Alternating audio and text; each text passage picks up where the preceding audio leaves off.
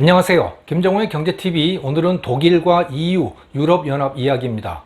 코로나 본드 발행을 둘러싸고 심각한 의견 대립을 겪던 유럽연합, EU가 일단 위기를 넘겼습니다. 독일의 메르켈 총리가 EU 명의의 채권 발행을 지지하는 쪽으로 입장을 바꿨기 때문입니다. 문제의 진원지는 소위 코로나 본드 또는 유로 본드 발행과 EU 리커버리 펀드 부흥기금입니다. 본드라고 하는 건 채권을 뜻하는 거죠. 코로나 본드 또는 유로 본드라는 것은 코로나 사태 해결을 위해서 각 나라가 각자 독자적으로 채권을 발행하지 않고 EU 공동 명의로 채권을 발행한다는 겁니다. 각자 명의가 아니라 공동 명의로 돈을 빌리자는 거죠. 그렇게 빌린 돈은 코로나 사태의 심각성에 따라서 배분을 한다. 그리고 상환, 돈을 갚는 것은 공동 예산으로 충당한다. 이것이 리커버리 펀드, 부흥기금 정책의 골자입니다. EU 집행부가 내놓은 제안에 따르면 유로본드로 조달할 전체 액수는 7,500억 유로입니다. 우리나라 돈으로는 1,016조 원에 해당합니다. 큰 돈이죠. 이 돈은 리커버리 펀드, 부흥기금 계정으로 들어가게 되는데 그 돈의 3분의 2에 해당하는 5천억 유로는 그랜트, 대가 없이 그냥 주는 보조금이고 나머지 3분의 1에 해당하는 2,500억 유로는 로운, 즉 대출금으로 쓰이게 됩니다. 대출금은 그랜트와는 달리 갚아야 하는 돈이죠. 대가 없이 지원되는 그랜트가 관심이 초점인데요. 이 그랜트 지출 계획을 보면 대부분 남유럽에 집중되어 있습니다. 각 나라별 금액을 한번 알아볼까요? 이 금액은 모두 유로입니다. 이탈리아가 818억, 스페인이 773억, 프랑스가 388억, 그리스가 226억, 포르투갈 155억 등입니다. 북유럽 국가로는 독일이 288억을 받게 되어 있습니다. 이처럼 혜택은 남유럽에 대부분 집중되는데 상환은 공동예산으로 충당될 계획입니다. 공동예산은 각국이 GDP의 1% 남짓을 객출을 해가지고 조성이 됩니다. 그러니까 GDP에 대한 비율은 다 같이 내는 거예요. 자, 그러니까 EU 부흥기금 정책으로 남유럽 국가들만 이익을 보고 북유럽 국가들은 손해를 보게 되죠. 이 지도는 위의 내용대로 할 경우에 나라별로 이익과 손해 정도를 보여줍니다.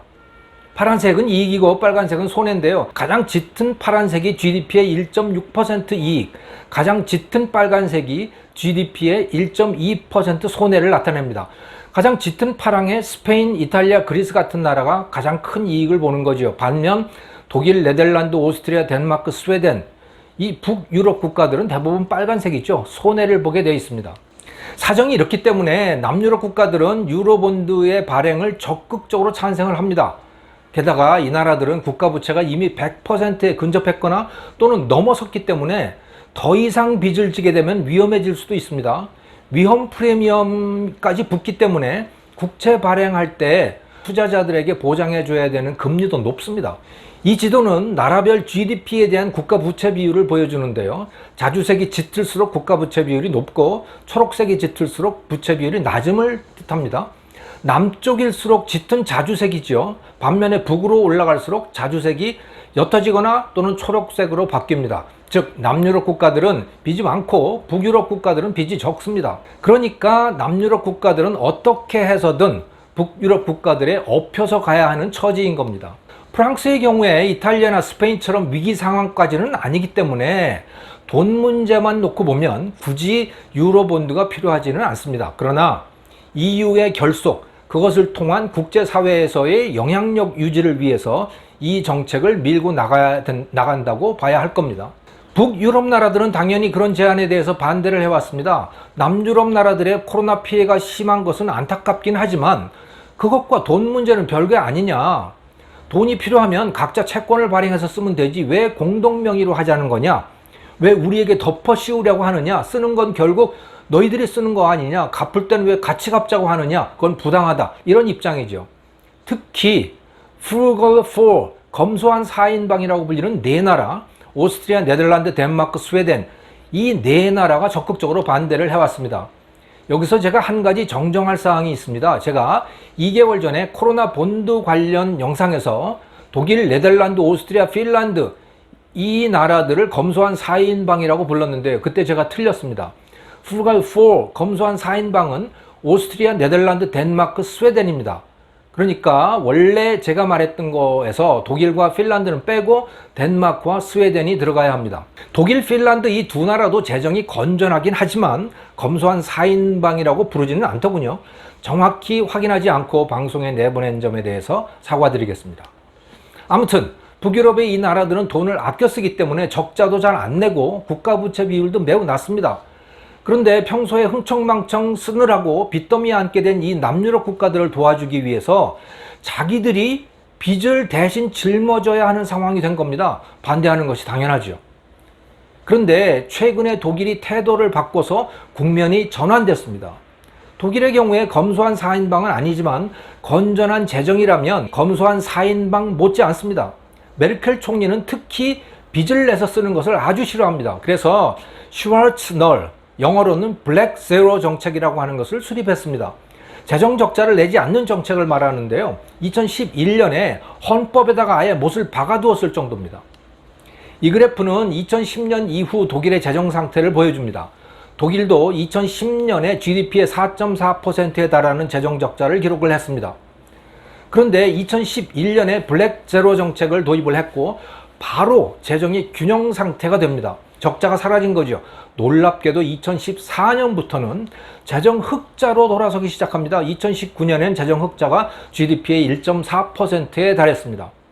이처럼 독일은 나라 돈을 아끼고 또 빚지기 싫어하는 나라입니다. 당연히 남유럽을 위해서 빚을 떠안는 것에 대해서 반대를 해왔죠.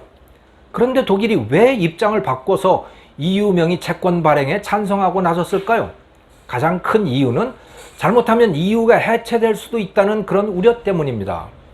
이탈리아, 스페인 같은 나라들을 끌어안지 못할 경우에 이 나라들도 영국처럼 EU를 탈퇴할 수 있습니다.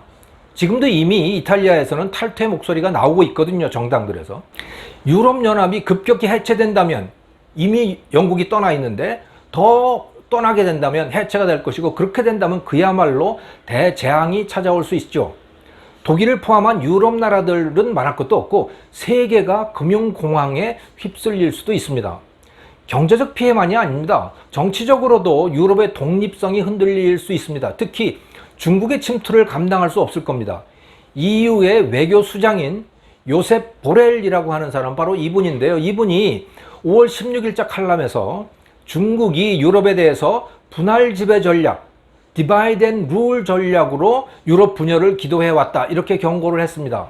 또 런던 소아스 대학의 스티브 창 교수라고 하는 이 중국계 교수인데요. 이분도 익스프레스지와의 인터뷰에서 중국이 유럽에 대해서 분할 지배 전략을 써왔다 이렇게 밝혔습니다.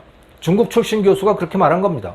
중국이 이미 동유럽 17개 국가들을 묶어서 1대1로 정책의 파트너로 삼아왔다. 이것은 분할 통치 전략의 속셈을 드러낸 것일 수도 있습니다. 자, EU가 분열된다면 유럽 국가들은 중국에 대해서도 그렇고 미국에 대해서도 그렇고 제 목소리를 내기가 힘들어지겠죠. 이런 사정이 있기 때문에 빚지기를 그렇게 싫어하는 메르켈과 독일 국민들이 입장을 바꿨다고 보면 되는 겁니다.